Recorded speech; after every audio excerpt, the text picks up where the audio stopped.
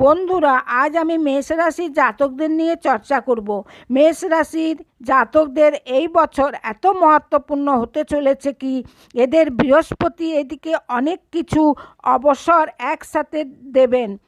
তার কারণ কি হচ্ছে, আপনাদের ইনকাম, আপনাদের ম্যারেজ লাইফ, আপনাদের সন্তান, এই সব মামলাতে জুড়ে থাকা আপনাদের যতই প্রশ্ন হয় তার জবাব আপনাদের মিলে যাবে।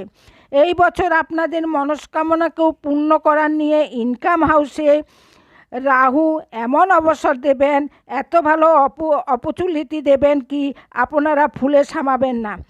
আপনারা ওই খুশিকে সমাহিত করতে পারবেন না।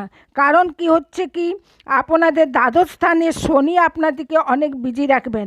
ফল্ট আর ছল কপট থেকে বেঁচে থাকার আবশ্যকতা হবে, কিন্তু কোনো কাজ থামনেওয়ালা হবে না।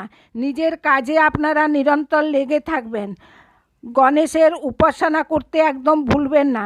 গণেশের পূজা করবেন, আপনাদের সব কাজ বনে যাবে আর সব কিছু মঙ্গল হবে। ধন্যবাদ।